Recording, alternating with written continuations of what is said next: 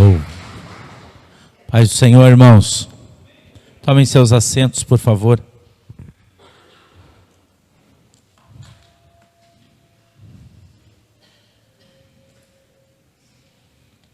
Eu queria que vocês abrissem as suas Bíblias no primeiro livro das Crônicas, por favor.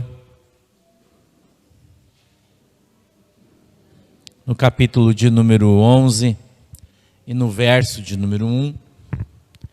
Primeiro livro de Crônicas.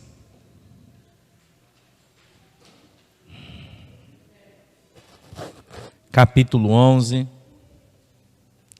e o verso de número 1. Aleluia e glória a Deus. Jesus é santo. A gente procurar tranquilo, que a gente vai esperar aí sem pressa. Tranquilão. Aleluia. Glória a Deus. Jesus é bom. Faltam 3 minutos ainda para as 20 horas. Hoje é dia 8, né? De junho de 2022. E nós vamos hoje ouvir uma palavra da parte de Deus. A epígrafe do texto é: Davi é ungido rei. Amém? A minha Bíblia diz assim: então todo o Israel se ajuntou a Davi em Hebrom, dizendo: eis que somos teus ossos e tua carne. Amém? Feche os seus olhinhos, incline a sua cabeça que a gente vai orar. Querido Deus, em nome de Jesus, meu Pai, eu peço a tua bênção, que o Senhor possa dar para nós o discernimento, o entendimento da tua palavra, que ela possa descer, Senhor, revelada aos nossos corações, segundo é a vontade e o desejo do teu coração. Que o Senhor possa dar para nós o discernimento, o entendimento da tua palavra, para que possamos entender e compreender qual é a boa e agradável vontade do Senhor para cada um de nós, agora, em nome de Jesus. Amém e amém. Quando nós observamos o texto, a primeira palavra que está escrita é um advérbio de tempo. E eu queria falar um pouco sobre ele e o discernimento que o Espírito Santo me deu sobre essa palavra. Então. Então quer dizer depois. Então quer dizer depois que tudo que tinha que acontecer aconteceu. Então quer dizer agora é a hora. Então quer dizer agora vai. Então quer dizer a partir desse momento. Mas até chegar no momento do então, houve um longo caminho para Davi e para o povo de Deus. Nós poderíamos retroceder dentro da palavra pelo menos 15 anos. Pelo menos 15 anos. Nós não sabemos exatamente quantos anos Davi tinha quando foi consagrado em 1 Samuel, no capítulo de número 15, por Samuel. A gente não sabe. Mas nós achamos, quando digo nós, eu falo nós, a teologia, a história, que ele tinha entre 14 e 15 anos. E aqui ele tem 30. Que Davi, após o seu chamado, esperou 15 anos para que pudesse vê-lo cumprido, para que pudesse ver o seu chamado, o seu chamamento acontecendo na terra. Então eu poderia aqui falar para você do livro da sabedoria, o de Eclesiastes, no capítulo de número 3, E no verso de número 1 em diante, onde Salomão escreveu que há um tempo determinado no céu e na terra para todas as coisas. A Bíblia diz que há um tempo de falar e há um tempo de calar. Há um tempo de dançar e um tempo de parar de dançar. Um tempo de abraçar e um tempo de parar de abraçar. Um tempo de viver, um tempo de morrer. Um tempo de nascer e um tempo de morrer. O tempo que foi determinado por Deus em todas as coisas, não se engane e não se iluda. Porque à medida em que Deus determinou, assim se cumpriu. É isso que a palavra de Deus diz, é isso que ela traz para nós como testemunho e testamento.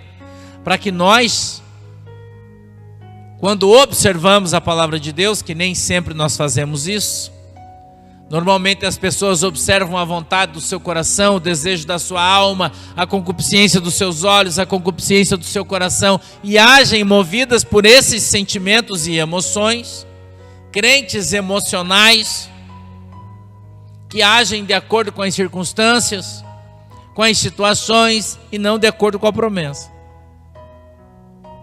Quando o salmista escreveu dizendo: esperei com paciência no Senhor.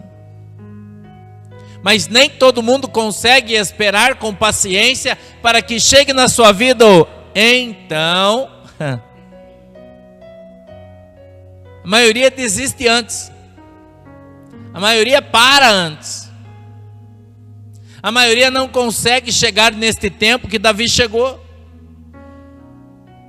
Porque quando Samuel chega ao casa de Jessé, o belemita, o Senhor dá uma instrução a ele, ele disse: vá à casa de Jessé, o belemita, porque de lá me proverei de um rei.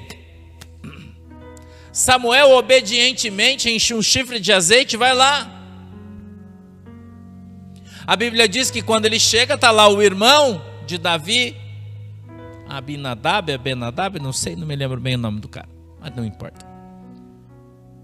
E ele pensou ser aquele, porque Samuel seguia os seus olhos. Samuel andava nos seus instintos naturais. Mas Deus o exorta, dizendo: Samuel, eu não olho como você vê. Eu quero abrir aqui um parênteses na mensagem e falar sobre como nós vemos e como Deus vê as coisas. Nós, seres humanos, somos fatalistas, somos pessimistas, muitas vezes obstinados de coração, porque corremos atrás daquilo que queremos. E quando nos deparamos com determinada situação, nós achamos que vai dar BO, que vai dar errado, que não vai dar certo. E a gente então corre para o outro lado. Mas Davi não foi assim. Quando eu dou uma olhada para os 15 anos de vida de Davi, eu vejo ele crescendo, errando, acertando, perdendo e ganhando, lutando e às vezes ganhando e às vezes se escondendo, mas sempre sendo orientado pela vontade, o desejo do coração de Deus. Eu vejo quando Saul entra na caverna para aliviar o seu ventre, a Bíblia diz, e ele se coloca nas mãos de Davi. E Davi sabe que Saul o persegue e quer matá-lo. Ele tinha ido até aquele lugar para matar Davi. A Bíblia diz que Davi corta com sua espada um pedaço da orla do vestido de Saul. Saul sai, e Davi então sai atrás dele e mostra, dizendo: olha aqui, cortei o teu vestido, se eu quisesse eu tinha te matado, mas eu não te matei, porque ai de mim levantar minha mão contra um ungido de Deus. Em nenhum momento Davi saiu da presença. Em nenhum momento Davi deixou a unção que Deus tinha colocado sobre a sua vida se perder. Tem muita gente que acha que unção não se perde, mas perde. Porque a palavra de Deus no Novo Testamento diz: não extingais o fogo que arde dentro de vós, ou o espírito que está em vós. O que é extinguir, se não apagar, acabar? acabar com a unção, acabar com o chamado, acabar com o poder do Espírito Santo dentro de si. Por quê? Pressa, não sabe esperar, não se coloca na posição em que Deus chamou. Eu me lembro de Davi fugindo porque seu filho tentava lhe tomar o trono, Absalão. E a Bíblia diz que Davi vai andando por um vale, uma montanha de cada lado, não era um lugar muito alto. E ele, à medida que andava com seus soldados, tinha um velho lá em cima, que não gostava dele, que todo mundo chamava de louco, não me lembro o nome dele, e também não importa. A Bíblia diz que à medida que Davi caminhava, o velho jogava pedra em Davi, e amaldiçoava ele. Lá de cima, jogando pedra, o Davi passando lá embaixo. E ele jogando pedra em Davi e amaldiçoando ele. Então a Bíblia diz que um dos seus comandantes vem até ele, não me lembro se era o Joabe ou quem era, e diz assim: Senhor, permita que eu vá lá e mate esse desgraçado, está jogando pedra no Senhor e em nós. Davi, olhando para ele, disse: não, de jeito nenhum. E se foi Deus que mandou ele jogar pedra em nós, nós vamos matar ele? E se foi Deus que mandou ele me amaldiçoar, eu vou matar ele? Sabe como é que se chama isso? Maturidade. Davi não tinha medo de perder o seu trono. Davi não tinha medo de perder o seu reinado. Davi não tinha medo de perder o seu chamado, porque ele confiava na palavra de Deus. Davi, irmão, era maduro como homem, como rei. Tinha plena confiança na palavra de Deus, tinha plena confiança naquilo que Deus fazia.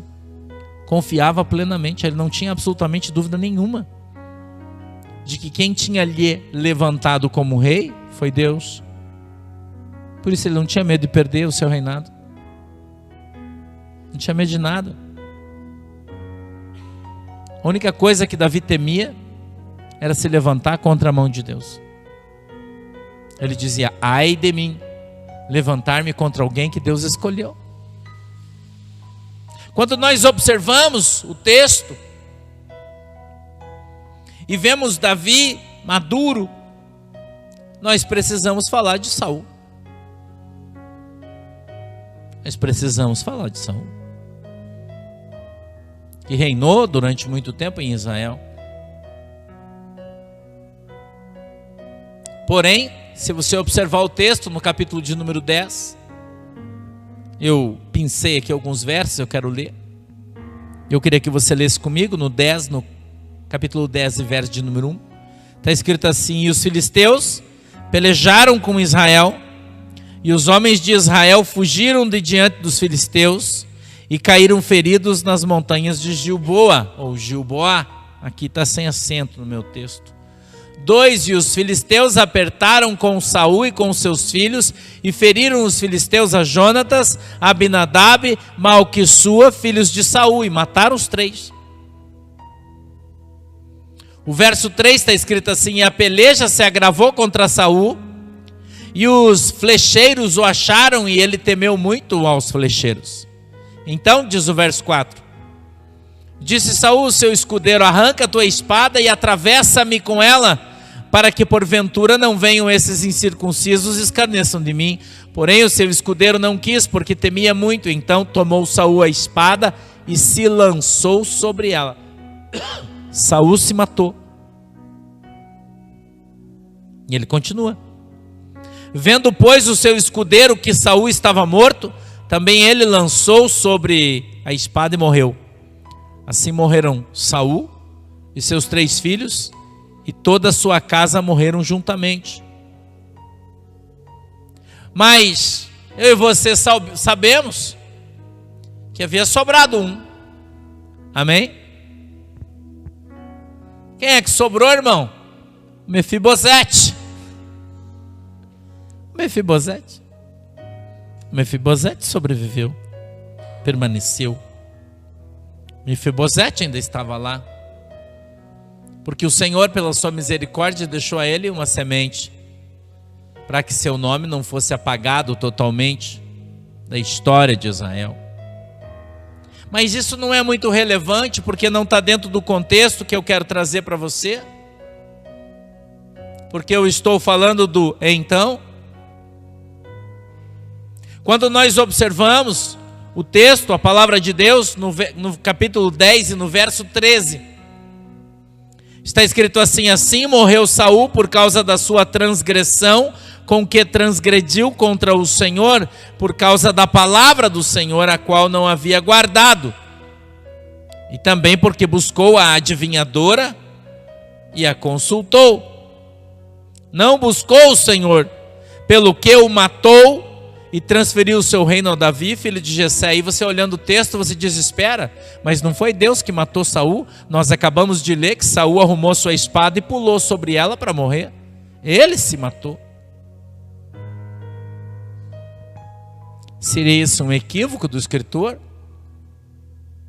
Seria isso um equívoco da palavra de Deus? Ou será um equívoco do nosso julgamento quando lemos o texto e avaliamos ele de maneira errada, fazendo uma exegese do texto, ou seja, uma interpretação daquilo que lemos, e nem sempre avaliamos da maneira que Deus escreveu o texto, e sim da maneira que nós achamos que ele foi posto? Porque se a exegese do texto está correta, irmão, nós estamos errados. Quando avaliamos que Saul se suicidou. Quando avaliamos que Saul tirou sua própria vida. Mas quando lemos o texto disse que Deus matou ele. E ele era ungido de Deus e só Deus podia tirar a sua vida. Poderíamos entrar numa polêmica teológica dizendo que estamos trabalhando dentro da permissividade de Deus, mas aqui não é o caso. Eu queria que você entendesse que quando o Salomão escreveu o livro de Eclesiastes, e ele está lá para frente, porque Salomão era filho de Davi, ele não tinha nascido ainda. Nós encontramos Salomão dentro de toda a sua excelência de sabedoria que Deus lhe havia dado, afirmando categoricamente que havia um tempo para nascer e um tempo para morrer. E aquele tempo foi determinado por Deus, aquela situação foi determinada por Deus, aquela circunstância foi determinada por Deus, mas muita gente observando ela diz que não. Diz que não, isso aí não é Deus não. Não, pastor, Deus não faz dessa maneira. Não, isso aí não está adequado a Deus. Irmão, quem somos eu e você para julgarmos os valores de Deus? Quem somos eu e você para julgarmos se Deus está certo ou errado, ou sequer pensarmos em qualquer momento que poderíamos atingir o conhecimento da mente de Deus, observarmos aquilo que Deus está fazendo, a maneira que Deus tem de trabalhar na sua vida ou na minha vida? Quantas pessoas, atribuem a sorte, ao fator da sorte, as coisas que acontecem na sua vida, quando na verdade são a própria mão de Deus que está movendo dentro do nosso coração, trabalhando o nosso desejo. A Bíblia diz isso: os meus pensamentos não são meus, mas eles são de Deus. Nós somos reinados por Deus quando somos reinos do Espírito Santo.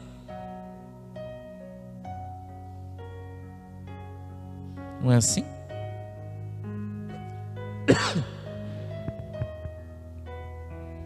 Tem um hino que diz assim: Ele está em você, o Espírito Santo se move em você, até com gemidos inexprimíveis.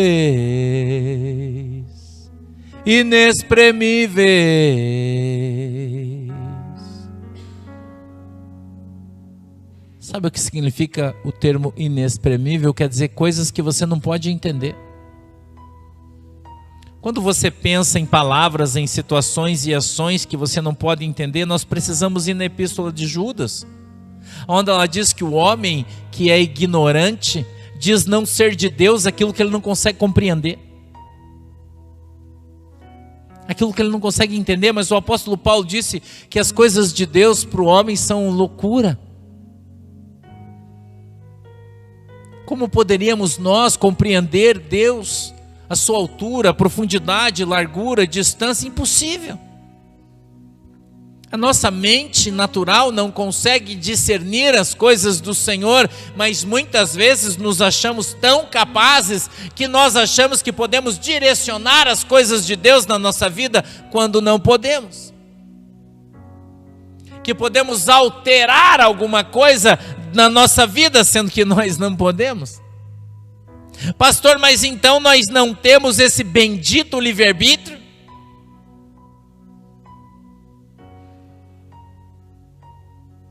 Temos ou não temos? Nós temos o livre-arbítrio. Mas depois vem as consequências. Saul teve o livre-arbítrio de consultar a feiticeira. Ele sabia que ia ser amaldiçoado por Deus se fizesse isso, mas ele foi.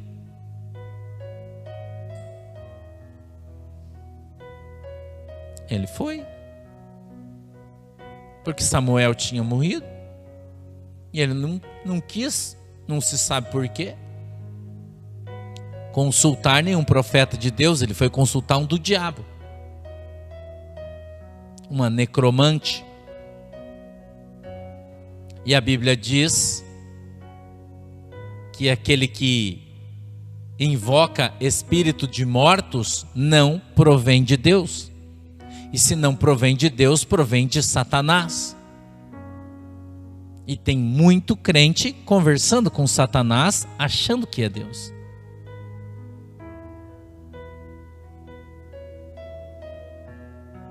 Infelizmente.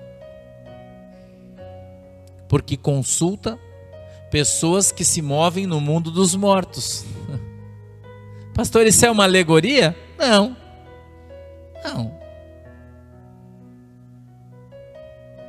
Quanta gente que já morreu, irmão, e não sabe? Quanta gente que já perdeu a sua salvação e ainda não sabe, porque blasfema contra o Espírito Santo constantemente, porque acusa profetas de Deus de serem do diabo, porque se levantam contra palavras proféticas de Deus, dizendo que não foi Deus que falou, foi Satanás, e a Bíblia diz que para esses não há perdão, e a morte já bateu a sua porta. Portanto, eles continuam nessas grandes igrejas, templos pequenos na rua, aqui e lá, e as pessoas continuam correndo atrás. Ah, missionária, ora por mim. Ah, pastora, ora por mim. E ela fala de uma coisa diferente lá, como se fosse o Espírito Santo profetizando. Estão consultando feiticeiros. Estão consultando feiticeiros. Gente que mexe com coisa morta. Porque o nosso Deus está vivo. Vivo Ele está. O nosso Deus é um Deus de vivos, não de mortos. Então, o que faremos sobre isso?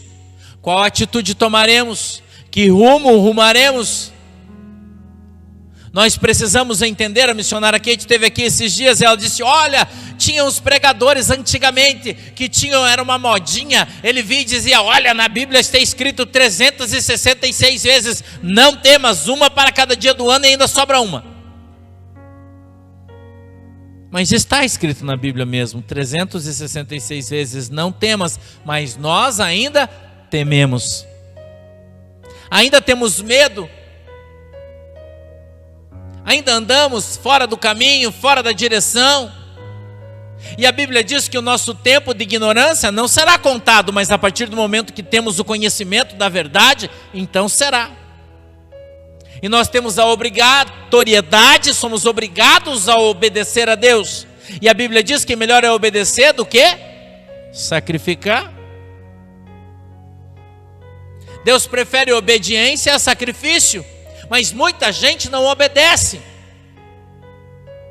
Muita gente não se submete à vontade de Deus. Não se submete à palavra de Deus. Quanta gente que prega o evangelho, mas não o vive. Prega uma coisa, vive outra.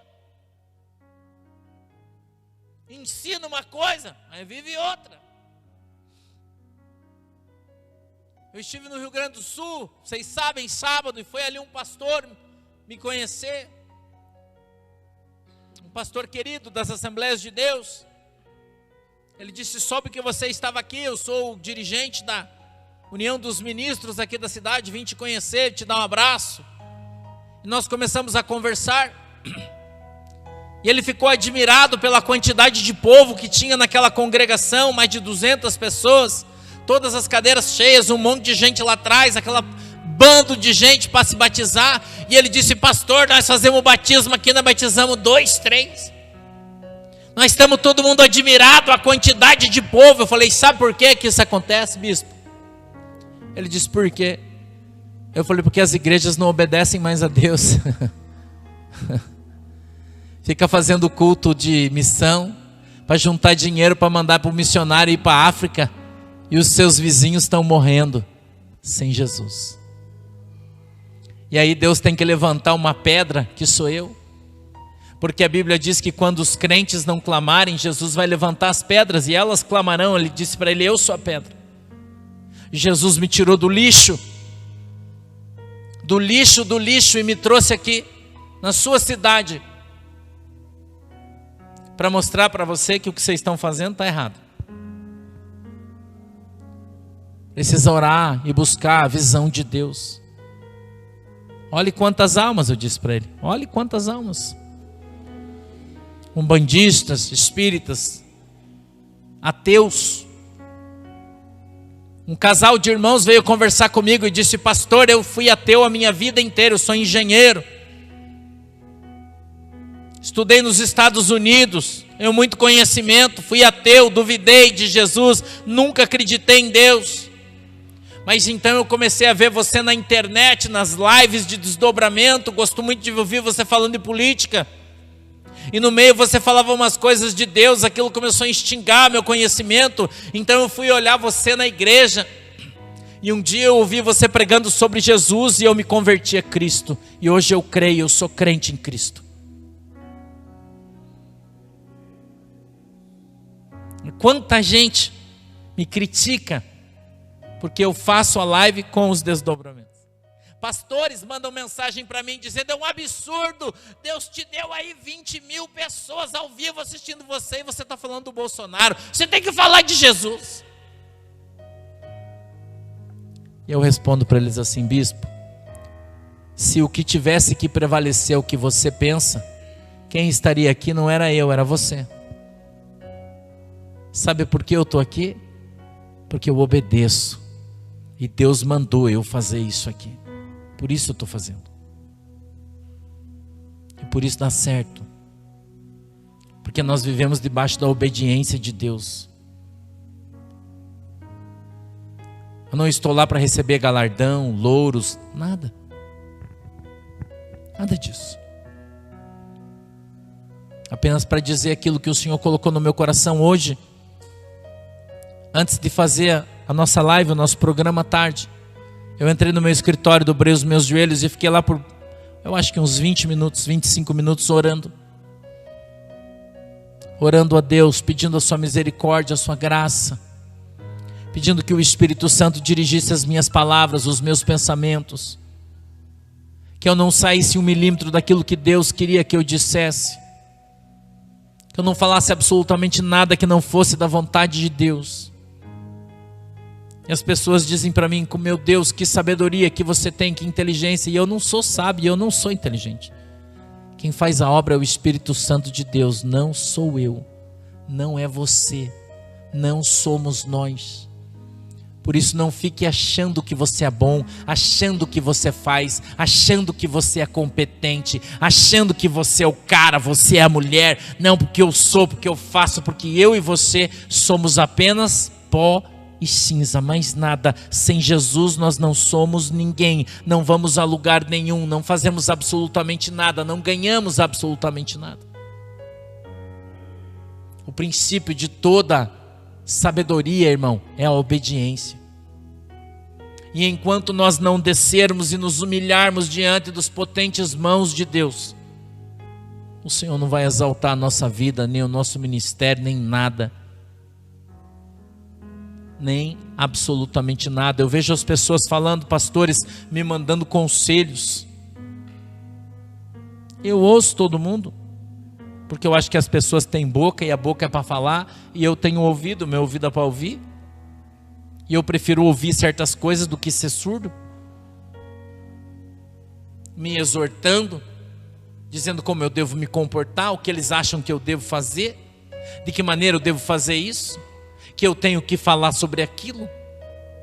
Eu escuto todo mundo porque eu não sou surdo, mas eu obedeço somente a Deus, só a Deus, mais ninguém. Eu só faço o que Deus manda eu fazer. Eu subi ao monte orar faz umas 3 semanas. E o Espírito Santo falou comigo algumas coisas. Me deu alguns direcionamentos. Me disse algumas coisas. E eu tenho levado à risca quando eu cheguei em casa. Nós somos 8 horas da noite no monte. Fui com as meninas só e com o Heiser. Quando eu cheguei em casa, aquilo que Deus falou estava me falando tão alto ao meu coração, que eu já deitado na minha cama, já era 1 e pouco da manhã, não conseguia dormir, eu levantei. Fui para minha sala, no meu sofá, dobrei o meu joelho e fiquei orando.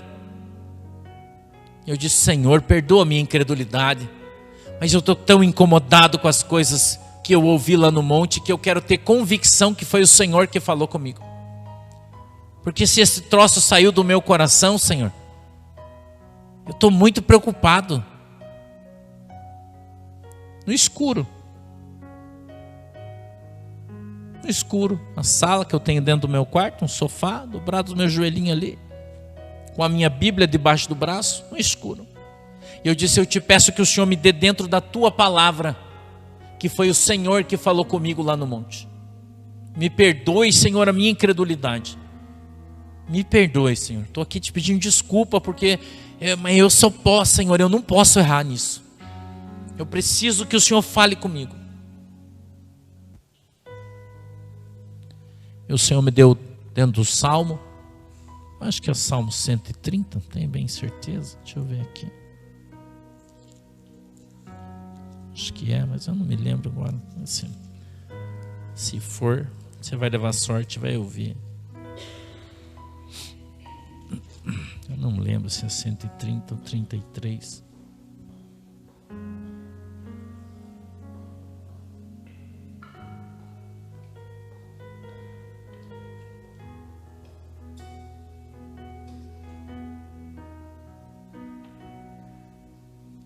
Eu não me lembro agora onde é que está. Mas eu vou procurar num outro dia, eu falo para vocês. Eu não me lembro. Mas é aqui. Não, o seu 132 também podia achar, né?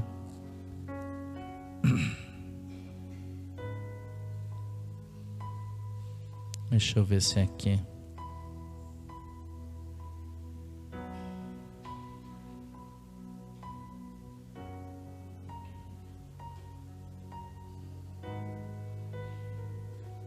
É 130 mesmo. E ele me deu esse texto 130, que diz assim, ó, olha o verso 1: das profundezas a ti clamo, ó Senhor. Senhor, escuta a minha voz. Sejam os teus ouvidos atentos à voz das minhas súplicas. Se tu, Senhor, observares a iniquidade, Senhor, quem subsistirá? Mas contigo está o perdão, para que sejas temido. Aguardo o Senhor, a minha alma o aguardo, e espero na sua palavra. Foi essa a resposta que Deus me deu. E eu então alegrou meu coração, porque o Senhor me respondeu e mandou que eu aguardasse na sua palavra, naquilo que Ele havia me dito. Eu louvo a Deus por isso, e eu me esforço em fazer isso, em buscar a Deus em todas as decisões que eu preciso tomar, em todas as coisas que eu vou fazer, e não faço absolutamente nada sem primeiro orar e buscar a direção de Deus. Não faço nada, para que quando chegar o então, eu não seja surpreendido. Eu não seja surpreendido pelo tempo. Porque quando o tempo de cantar chega, é bom, né? Não é isso que está escrito lá no livro de Cantares? O tempo de cantar chegou. Todo mundo gosta de pregar esse texto. Eu acho que é capítulo 2 ou 3, eu não me lembro. O tempo de cantar chegou. E todo mundo fala, meu Deus, acabou a prova, agora eu vou começar a cantar. É tão lindo. Mas esperar os 15 anos que Davi esperou, sendo perseguido por Saul, irmão, nem todo mundo tem tempo para isso. Nem todo mundo tem paciência para isso. Davi recebeu uma promessa, e ele esperou com paciência no Senhor, até que Deus agisse, até que Deus movesse sobre a vida de Saul, matando ele. E nós lemos no texto, no verso de número 13, no capítulo 10, assim morreu Saul, por causa da sua transgressão, com que transgrediu contra o Senhor, por causa da palavra do Senhor, a qual não havia guardado, e também porque buscou a adivinhadora para consultar, e não buscou o Senhor, pelo que o matou, e transferiu, escute isso aqui, e transferiu o reino a Davi, filho de Jessé.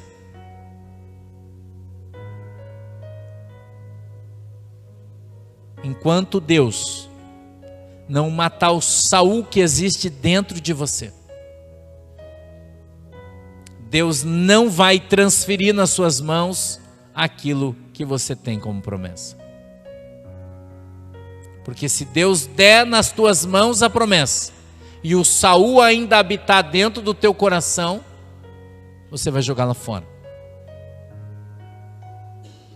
Por isso Davi esperou 15 anos, para que ele fosse preparado, tivesse o seu caráter talhado, transformado, moldado, mudado por Deus, para que ele aprendesse a obedecer, fugindo, sofrendo, vivendo no deserto, na caverna,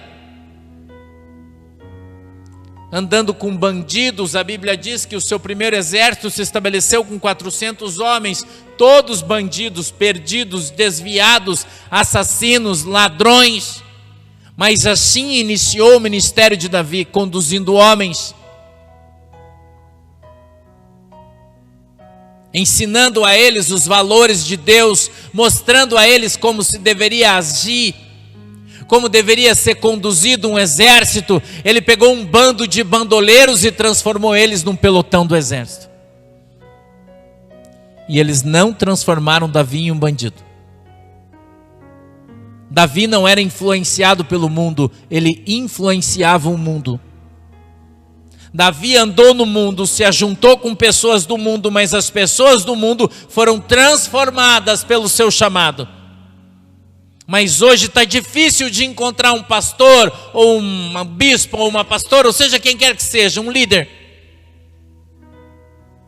que transforme as pessoas. Normalmente ele é transformado pelas pessoas. Porque ele não quer perder ninguém, porque ele não quer perder a oportunidade, porque ele não quer ser assim, porque senão o cara não vai dar o dízimo, porque senão as pessoas vão embora, e aí ele vai se moldando, se mudando, se transformando para agradar o seu rebanho, para que ninguém saia. Ele é moldado pelas ovelhas. Aí tem aquelas ovelhas que tem um dízimo maiorzinho, vem e fala: ah, pastor, eu acho que não é dessa maneira, você tem que fazer dessa maneira. Ah, pastor, eu acho que você está pregando muito duro, você não deve pregar assim, porque as pessoas vão embora da igreja. Ah, pastor, eu acho que não é bem assim, porque Deus falou comigo diferente. Mas com Davi não era assim. Davi não foi transformado, ele transformou. Davi não recebeu ordem, ele dava ordem e todos cumpriam, porque ele seguia o mandamento de Deus, porque ele seguia o chamado de Deus, porque Davi era um homem segundo o coração de Deus, diz a palavra do Senhor. Então ele virou rei. A Bíblia diz que primeiro nós somos chamados e depois nós somos provados, para que então sejamos aprovados. Mas nem todo mundo é aprovado, a maioria reprova. Porque é quando colocado sob pressão, desvia.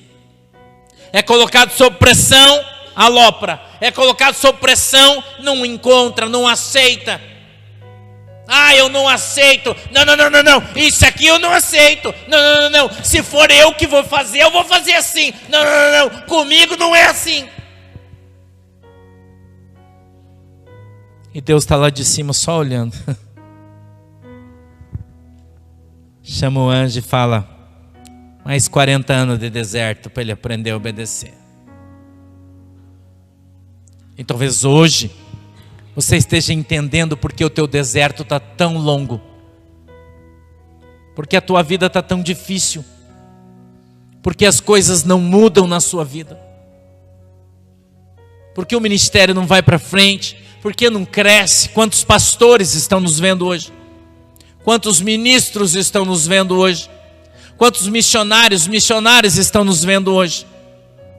Muitos. E não entendem porque o seu ministério não decola, porque a sua vida não vai.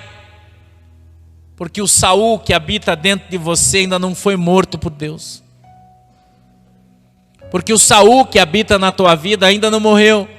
O que prevalece dentro do teu coração ainda é o desejo e a vontade do teu coração. O meu pastor me ensinou algo, uma lição extraordinária. Pastor Luiz Fernando, ele dizia para mim: Sandro, escute uma coisa, eu vou te ensinar.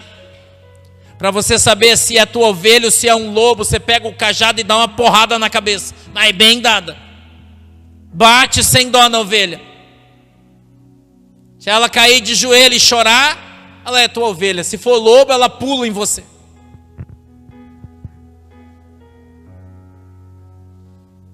Sabedoria. Sabedoria de Deus. A ovelha é submissa, seu pastor. O lobo não. A primeira oportunidade ele se levanta. E nós devemos ter um pastor, todos nós. Nós devemos ser pastoreados, todos nós. Não existe rebanho sem pastor. Ah, eu tenho rebanho, mas eu não congrego em igreja nenhuma. Está errado. Você não faz parte do corpo, tem que fazer. Tem que fazer parte do corpo, tem que andar debaixo da autoridade do pastor. Está errado. As pessoas precisam se submeter, as pessoas precisam andar debaixo da vontade, da sabedoria, do direcionamento daquele que Deus escolheu para conduzir você, irmão. É o que a Bíblia diz. Ah, mas eu não penso assim. Você é lobo. Ah, mas eu não vejo dessa maneira. O apóstolo Pedro disse que as escrituras não são de particular interpretação. Então não existe esse negócio de, ah, mas eu não vejo assim. Não existe isso na Bíblia, irmão. A Bíblia é uma só para todo mundo. Sim é sim, não é não. Passou disso, é o Satanás que está falando na tua boca. Ou na minha, ou na de qualquer outro. Davi se submeteu a Deus. Davi não matou Saul, foi Deus que matou Saul. Então, todo Israel se ajuntou a Davi em Hebrom, dizendo: eis que somos teus ossos e tua carne. Meu osso, teu osso. Minha carne, tua carne. Davi não pediu para ser rei, irmão. Davi não reivindicou o seu reinado. Quando Saul morreu, os sacerdotes se levantaram.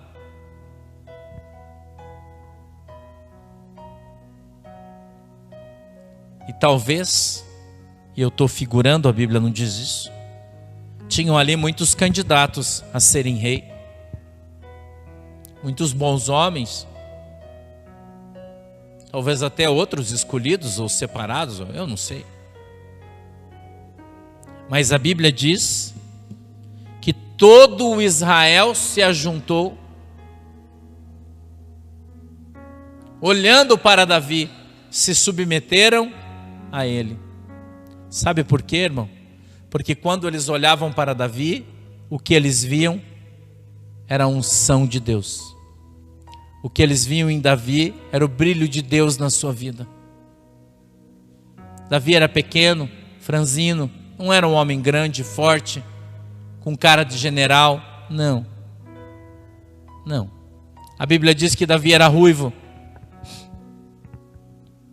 de olho azul, pele clara, sardento. E talvez você não saiba, mas para o povo de Israel, quando uma criança nascia ruiva, significava que ela era amaldiçoada. Ah, você não sabia? Sabe por quê? Por causa de Esaú. Esaú era ruivo. Esaú era ruivo. Esaú é o cara que comeu o prato de lentilha. E a lentilha de Israel é vermelha. Também simbolizava o ruivo. Talvez você não saiba, mas Adão, o significado do seu nome é barro vermelho. Adão era ruivo. Oh, Jesus, onde nós vamos com isso? Adão era ruivo. Deus gosta de fazer as coisas diferente do que as pessoas pensam. Deus gosta de fazer coisas diferente do que as pessoas acham. Eles acham que é assim, aí Deus faz de outra forma, para confundir as pessoas. Aquele que pensa, aquele que acha. A Bíblia diz que Deus levanta aqueles que não são, para confundir aqueles que pensam que são. É a Bíblia que diz isso. Eu estou aqui exatamente dentro da palavra de Deus, não estou saindo 1 milímetro para a esquerda nem para a direita. Nem para a direita, nem para a esquerda. Estou exatamente dentro do caminho. E hoje, quando eu orava, e o Senhor me deu essa mensagem, me deu esse texto, o Senhor falou comigo sobre o então. Nada vai acontecer na tua vida enquanto não tiver o então no começo da frase. Nada disso vai acontecer. Sabe onde eu encontro essa mesma palavra? Mesmíssima. Esse texto foi escrito em hebraico, no livro de Gênesis, capítulo 2 e verso 1. Primeiro verso de Gênesis, capítulo 2, começa: então. Aleluia. Se a gente tivesse tempo, nós íamos longe nesse então. Longe.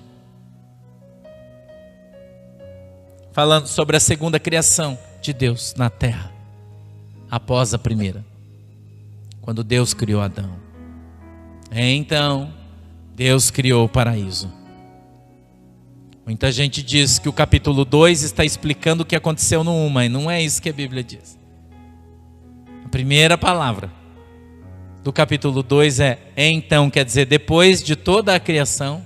Então, depois, Deus fez o paraíso. Então, Deus criou Adão e Eva.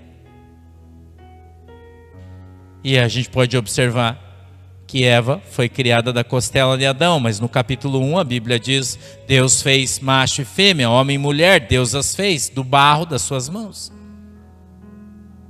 Mas você observa e diz: espera, mas se o capítulo 1 diz que Deus fez a mulher do barro, como é que a Eva foi da costela? Quando você aprende a entender o que Deus está falando na palavra de Deus, você para de ter confusão na tua mente.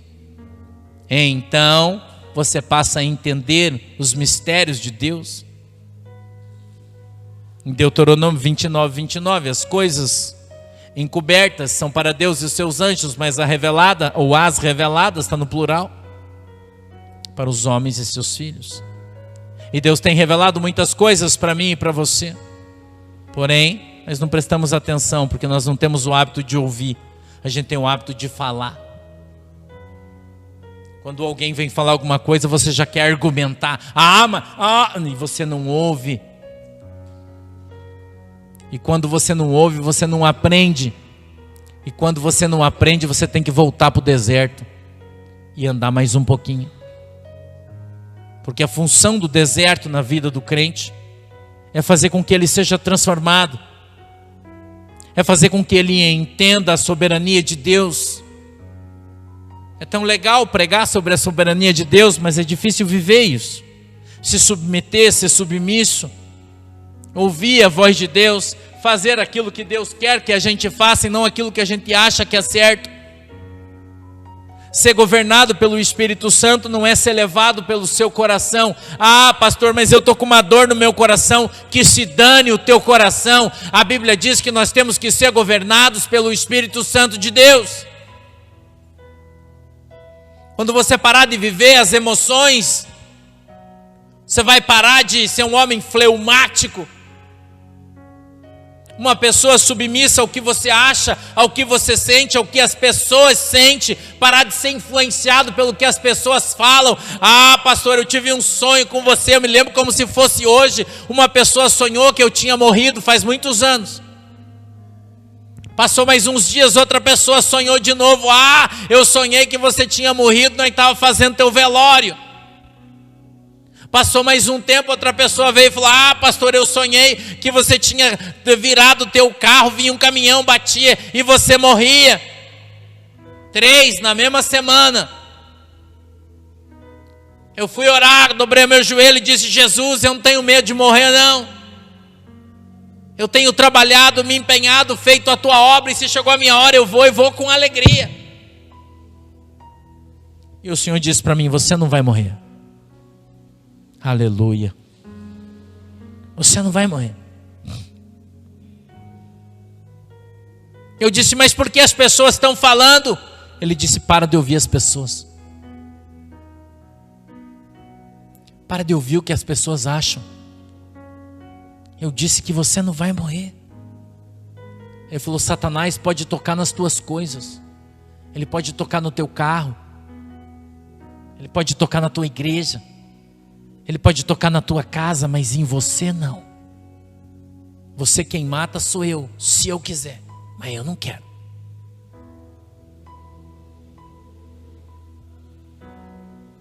Você precisa aprender a viver debaixo da autoridade de Deus. Você precisa aprender a viver pela fé. Quanta gente que acha que viver pela fé é depender do dinheiro de Deus. Mas não é isso aí não, mano. Viver pela fé é viver debaixo da total autoridade de Deus, da total submissão de Deus.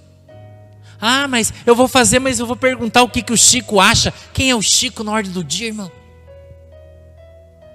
Eu tenho que fazer isso, eu vou me reunir com a Manuela, ver o que ela pensa. O que eu tenho a ver com a Manuela, irmão? O que eu tenho a ver com a missionária, com o pastor Vanderlei? Eu não estou nem aí para eles. Eu tenho que ouvir o que Deus tem para falar para mim. Eu ando na direção de Deus. Eu fui chamado por Deus. Quem levantou meu ministério foi Deus. Quem deu esse troço aqui foi Deus. Quem me colocou aqui é Deus.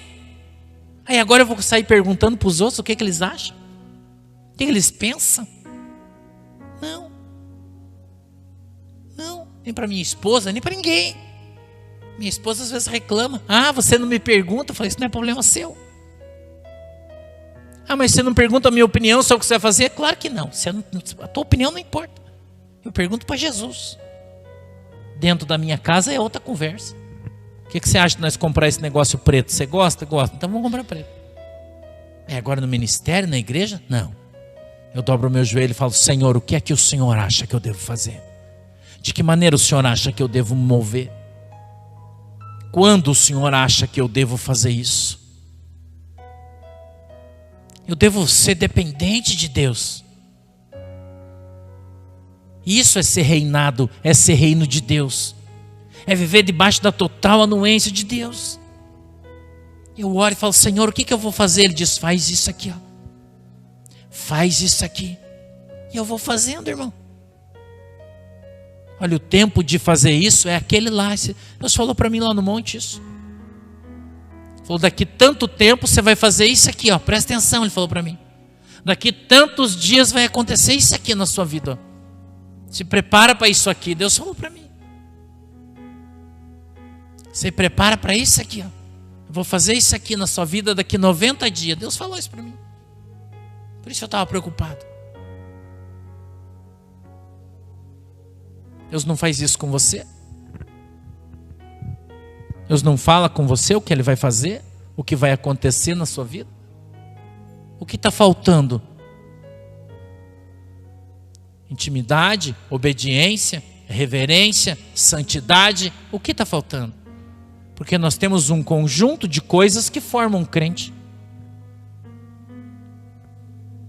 Não é uma só, ou duas, ou três. É uma vida. Uma vida. E a tua vida para Deus não é dentro da igreja. Não adianta você vir na igreja com uma roupa de crente e sair ali fora, você é um ímpio.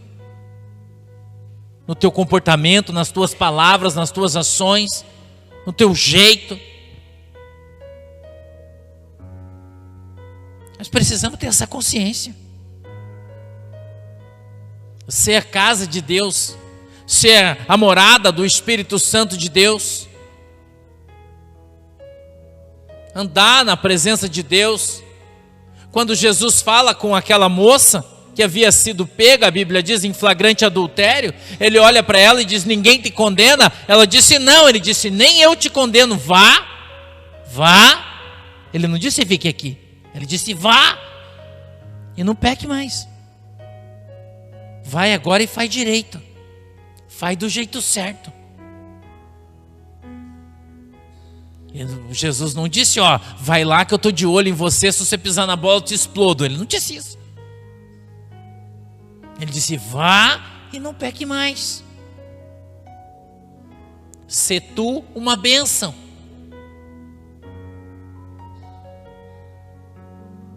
Então, depois disso, você vai começar a ver mudanças na sua vida. Você vai começar a ver as coisas cooperando, porque a Bíblia diz que todas as coisas cooperam para o bem daqueles que amam e temem a Deus. Mas o que é amar a Deus, temer a Deus? Quando você estiver de fato amando a Deus sobre todas as coisas, quando você estiver temendo a Deus de verdade, então todas as coisas vão começar a cooperar a seu favor. Então quando você tropeçar e cair, você vai tropeçar e cair em cima de um travesseiro. E se você tropeçar e cair em cima de uma pedra e se machucar, quando você pegar a pedra, é uma pedra de ouro. Quem crê nisso, diga amém.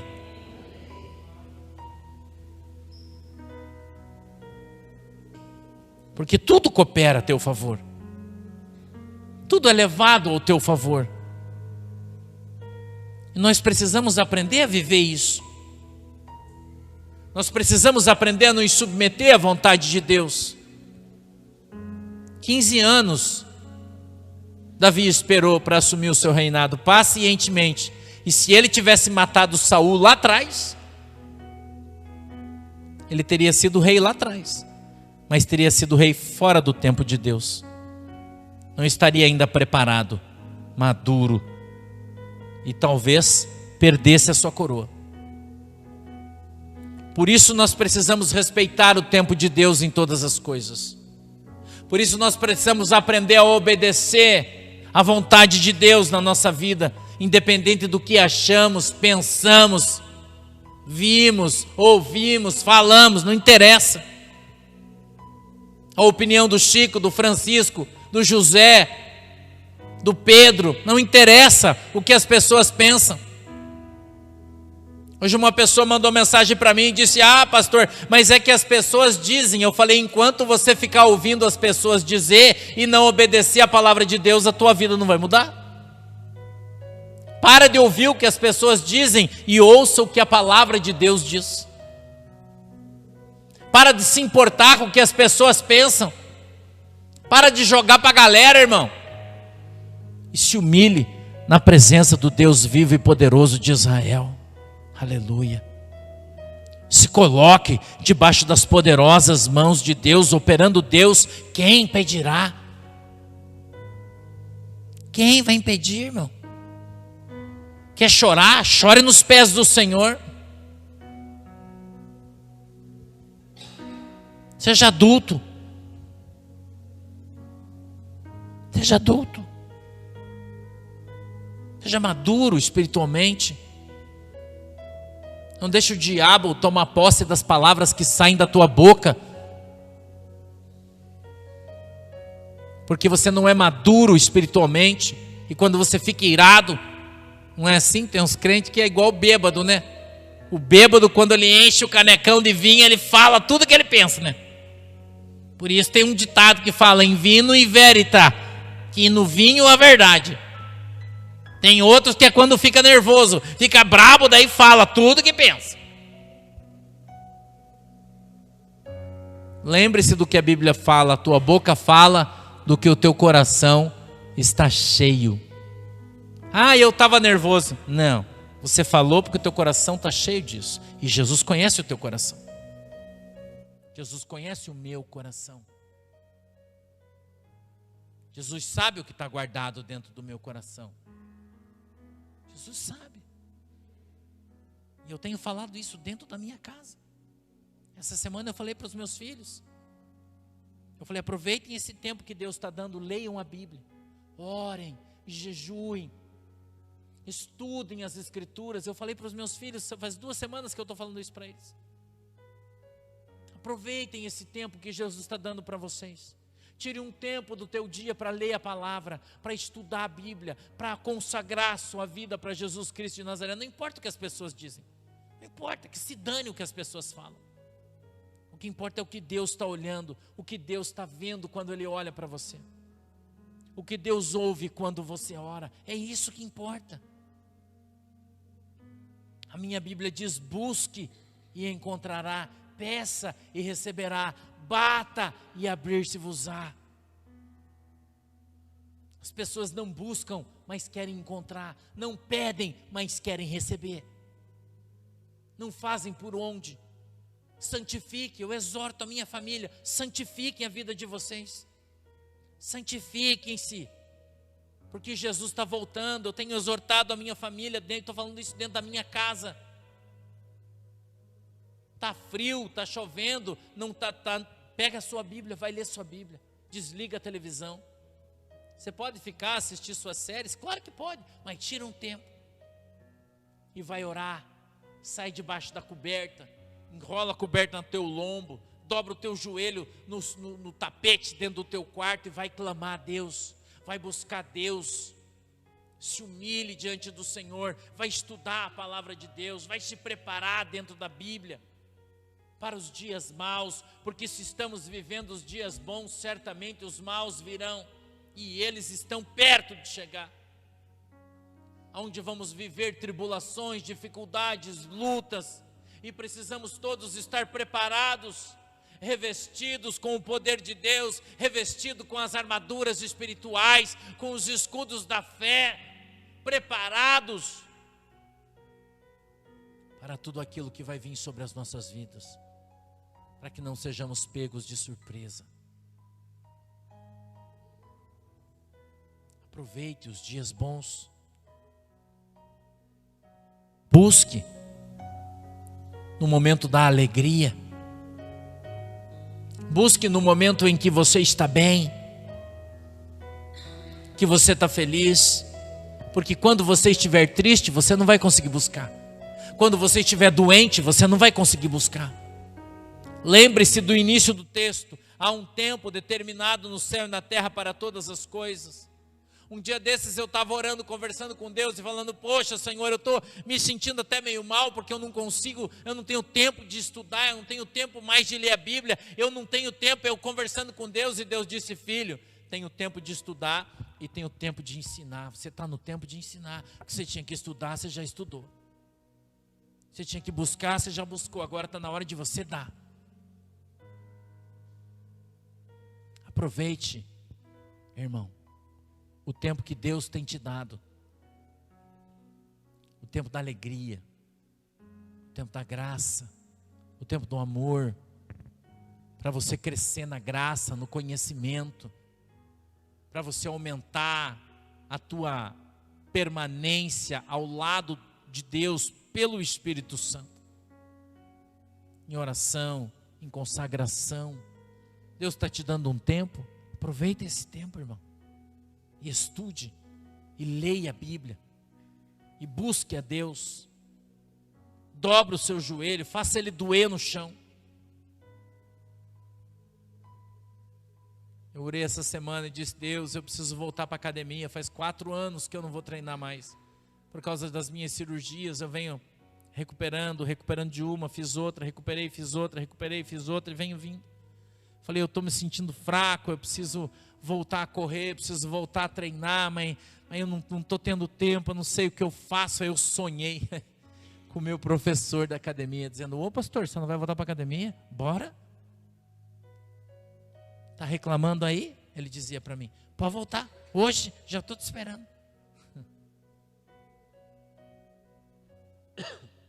Deus responde a oração, amém? Clama a mim, e responder-te-ei, e anunciar-te-ei coisas firmes e fortes, ou coisas grandes, que você não sabe e não conhece. Quando isso vai acontecer, pastor, na minha vida? Quando você voltar a clamar a Deus, amém? Eu vou orar por você. Feche os seus olhos, incline a sua cabeça e abra as suas mãos. Todo mundo, por favor. Abra as suas mãos, você que está em casa.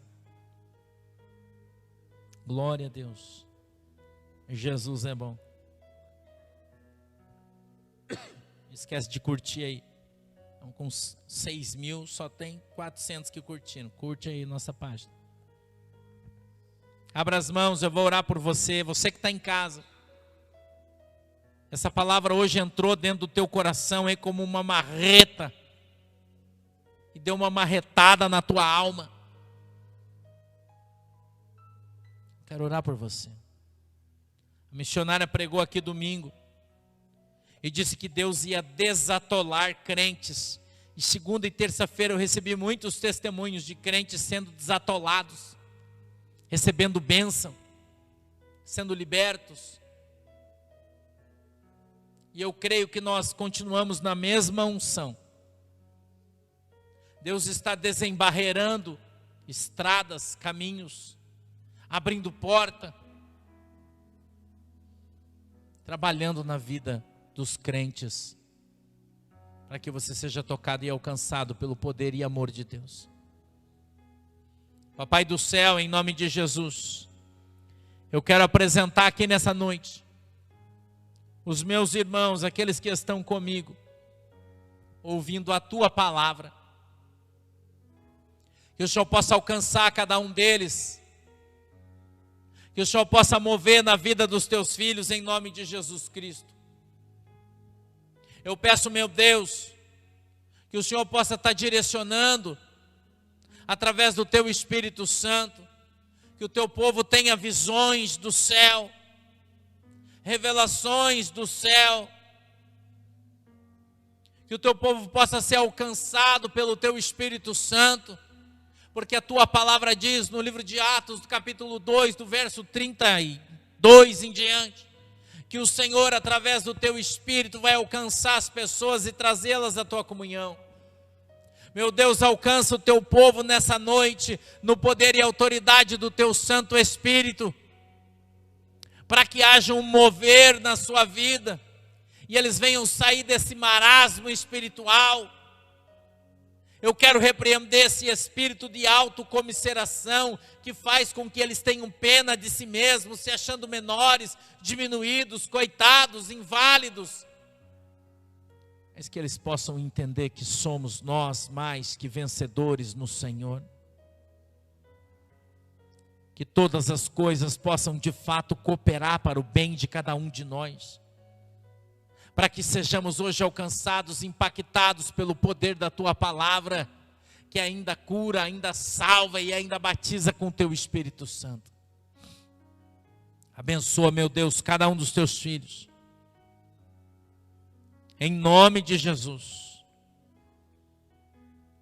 Em nome de Jesus, abra os nossos olhos para que a gente possa ver, abra os nossos ouvidos para que ouçamos a Tua palavra, quebranta, Senhor, o nosso coração, para que compreendamos qual é a boa e agradável vontade do Senhor para as nossas vidas. Nos enche, Senhor, com Teu Espírito Santo, unge os nossos olhos, para que a gente possa ver. Em nome de Jesus, é assim que eu oro e agradeço. Amém e amém. Você que foi abençoado, dá uma salva de palmas para Jesus. Você que está em casa, dá uma salva de palmas para Jesus. Glória a Deus. Tome o seu assento, sente aí. A gente vai recolher as ofertas que vocês trouxeram. E se vocês trouxeram, você que está em casa, quiser enviar a sua oferta, tenha a oportunidade. Nós vamos colocar aí o Pix da igreja para vocês. Caso queira, né? Caso você queira, oferta aí é voluntária. Eu vou ver o seu dízimo, você pode enviar nesse Pix aí, por favor, caso você queira, claro. Quem está aqui na igreja está recebendo já o seu envelope, tem a sua oferta aí dentro, por favor.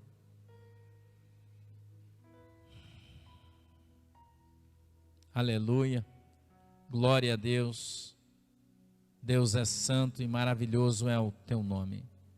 Quem vai vir aqui? O Gabriel? Então vem, Gabriel.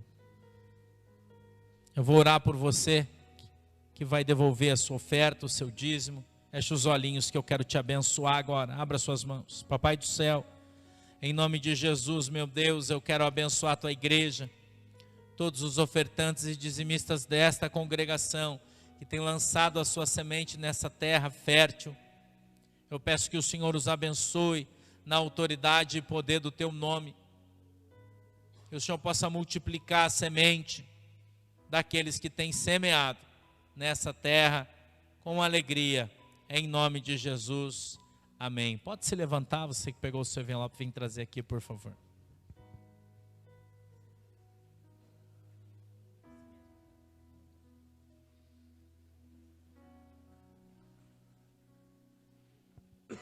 Glória a Deus, aleluia. Jesus é bom. Espírito Santo de Deus, louvado e glorificado seja o teu santo nome, tu Senhor que vive e reina hoje e sempre, aleluia.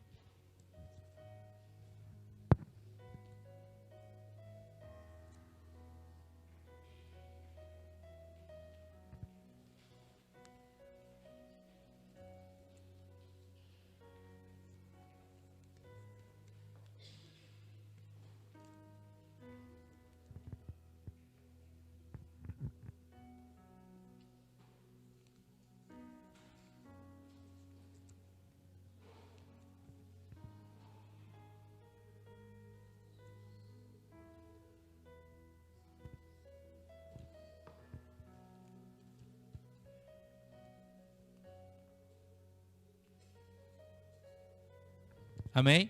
Vamos orar, fecha os olhinhos, abra as mãos. Querido Deus, em nome de Jesus, eu quero orar e quero abençoar a minha igreja agora, Senhor, em nome do Pai, do Filho e do Espírito Santo.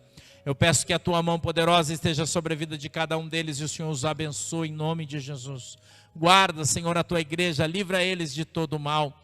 Meu Deus, que a tua paz, que o teu amor, que a tua graça esteja e permaneça sobre a vida dos teus filhos em nome de Jesus. Eu peço, papai, que o Senhor abençoe a água que os teus filhos têm colocado diante do Senhor.